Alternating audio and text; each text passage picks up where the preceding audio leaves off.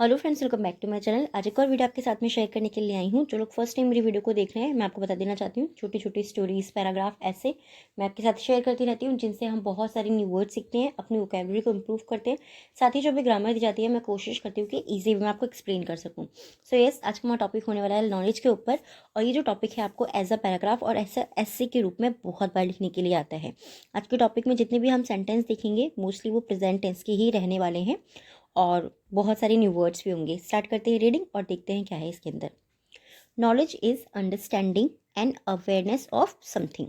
Knowledge यानी कि ज्ञान, इज मीन्स है अंडरस्टैंडिंग यानी कि समझ या किसी चीज़ को समझना, एंड और अवेयरनेस, अवेयरनेस यानी कि जागरूकता या सचेत होना, मतलब किसी चीज़ के बारे में हमें पता होना। ऑफ समथिंग यानी कि किसी, समथिंग यानी कि किसी चीज़ या किसी वस्तु के बारे में। ठीक है, तो ज्ञान जो है वो किसी वस्तु या किसी चीज़ की समझ और जागरूकता ज्ञान है। सिंपल इस तरीके से सेंटेंस को हम रीड करेंगे। It refers to the information, facts, skills and wisdom acquired through learning and experience in life. It refers यानी कि इसका ये संदर्भित है या फिर इसका संबंध है। टू द इंफॉर्मेशन, इसका संबंध जानकारी से है। फैक्ट्स यानी कि तथ्यों से है। स्किल्स यानी कि कौशलता से है। एंड विजडम, और विजडम यानी कि बुद्धिमता से है।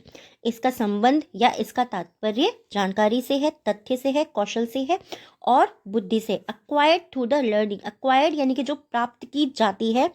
थ्रू द लर्निंग, जो लर्निंग यानी कि सीखने के माध्यम से प्राप्त की जाती है। And experiences in life, experiences यानी कि अनुभवों से, इन लाइफ जीवन के अनुभवों से। तो पूरे सेंटेंस को हम कैसे सिंपली रीड करेंगे। इसका तात्पर्य जानकारी, तथ्य, कौशल और बुद्धिमता से है, जो जीवन के एक्सपीरियंस यानी कि जीवन के अनुभवों और सीखने के माध्यम से प्राप्त की जाती है। सिंपल इस तरीके से। Knowledge is a very wide concept. Knowledge यानी कि ज्ञान जो है हमारा, जो भी चीज़ें हम सीखते हैं, जो भी हमारे अंदर ज्ञान आता है, is a very wide concept. Is means है और मीन्स एक, वेरी मीन्स बहुत, वाइड मीन्स क्या होता है, वाइड मीन्स होता है बड़ा या व्यापक।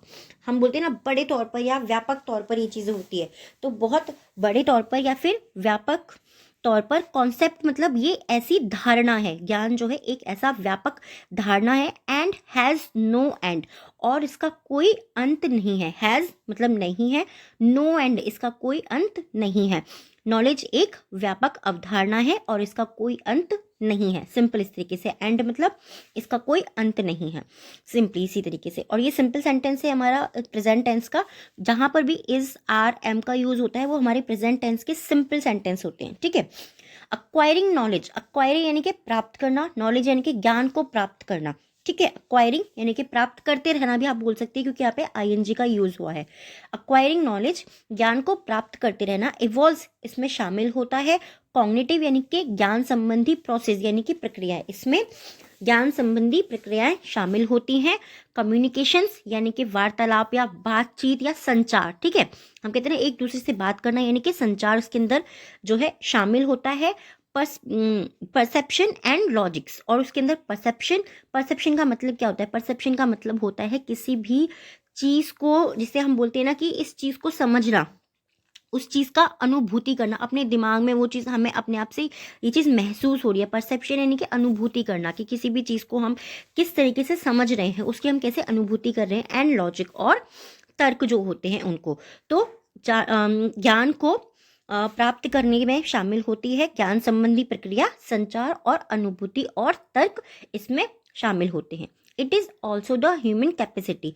इट इज यह है, ऑल्सो यानी कि भी, द ह्यूमन कैपेसिटी ये साथ ही ह्यूमन कैपेसिटी भी है, यानी कि मानव की क्षमता भी है।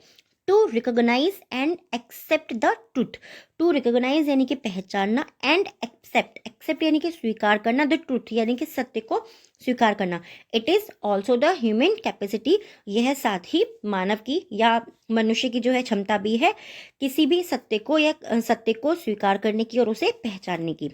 Knowledge can be use for positive as well as negative purpose. Knowledge यानी कि ज्ञान, कैन बी यूज्ड। ठीक है, अब देखिए कैन बी का मतलब क्या होता है। कैन बी यानी कि हो सकता है, यूज्ड यानी कि इसका उपयोग हो सकता है, या इसका उपयोग किया जा सकता है, ऐसा भी हम बोल सकते हैं क्योंकि यहाँ पे यूज्ड थर्ड फॉर्म जो है वो यूज हुई है। तो नॉलेज का यानी कि ज्ञान का उपयोग किया जा सकता है फॉर पॉजिटिव, सकारात्मक के लिए, एज वेल एज यानी कि साथ ही साथ नेगेटिव पर्पज, नेगेटिव यानी कि नकारात्मक उद्देश्य के लिए। ज्ञान का उपयोग सकारात्मक के साथ साथ नकारात्मक उद्देश्य के लिए भी किया जा सकता है। कैन बी यूज्ड यानी कि किया जा सकता है। Thus knowledge can create and destroy at the same time. Thus इसी प्रकार knowledge can create, knowledge यानी कि ज्ञान, can create यानी कि वो बना सकता है, and destroy और वो नष्ट कर सकता है या फिर बिगाड़ सकता है या फिर खत्म कर सकता है, तीनों चीज़ें आप बोल सकते हैं।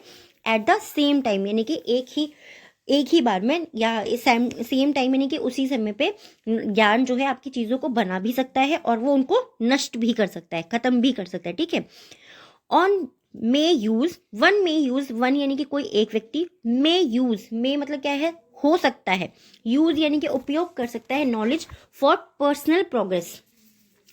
कोई एक व्यक्ति जो है वो नॉलेज का उपयोग कर सकता है यानी कि ज्ञान का उपयोग कर सकता है फॉर मतलब के लिए, पर्सनल यानी कि उसके निजी प्रोग्रेस, निजी उसकी प्रगति के लिए। ठीक है। कोई एक व्यक्ति, वन में यूज यानी कि कोई एक व्यक्ति ज्ञान का उपयोग कर सकता है उसकी निजी प्रगति के लिए, एज वेल एज साथ ही साथ the progress of the community, the progress यानी कि प्रगति के लिए, ऑफ द कम्युनिटी यानी कि समुदाय की प्रगति के लिए भी, समुदाय की जो प्रगति होती है उसके लिए भी वो उसका उपयोग कर सकता है। सिटी के लिए, उसके शहर के लिए, स्टेट यानी कि उसके राष्ट्र के लिए, उसके राज्य के लिए, एंड नेशन और उसके राष्ट्र के लिए। तो इसमें सिंपली क्या दिया हुआ है कि कोई एक व्यक्ति जो है वो अपनी निजी प्रगति के लिए भी ज्ञान का उपयोग कर सकता है, साथ ही साथ वो अपने समुदाय, अपने शहर, अपने राज्य और अपने राष्ट्र के लिए भी इसका यूज उपयोग कर सकता है। Some may use it for negative purpose, some यानी कि कुछ लोग मे यूज इसका उपयोग कर सकते हैं इट फॉर नेगेटिव पर्पज, इसके नकारात्मक उद्देश्य के लिए इसका पर्पस कर सकते हैं। That may not only harm individuals, that जो मे नॉट ओनली हार्म जो केवल नुकसान नहीं पहुंचाएगा, इंडिविजुअल्स यानी कि जो केवल किसी व्यक्ति को नुकसान नहीं पहुंचाएगा, बट लेकिन can also harm the community, can also यानी कि वो हार्म पहुंचा सकता है, हमारे समुदाय को भी वो हार्म पहुंचा सकता है। आई होप ये जो सेंटेंस थे, इसमें जितने भी सेंटेंस आए थे बहुत इजी थे, आप इनको समझ भी पा रहे होंगे क्योंकि ये हमारे प्रेजेंट के जो सिंपल सेंटेंस होते हैं जहाँ पर हम इज आर एम का यूज़ करते हैं वही थे। अब आपका प्रेजेंट टेंस जो है मोस्टली क्लियर हो गया होगा, अगर हुआ है तो प्लीज़ मुझे कमेंट में ज़रूर बताइएगा।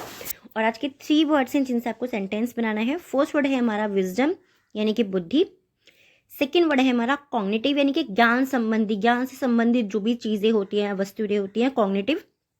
थर्ड है लॉजिक, तो लॉजिक मीन्स होता है तर्क। इन तीनों ही वर्ड से आपको सेंटेंस बनाने हैं, कमेंट बॉक्स में लिखना है, कोशिश ज़रूर करनी है क्योंकि कोशिश आपको ही करनी पड़ेगी तभी ये चीज़ आपको आएगी।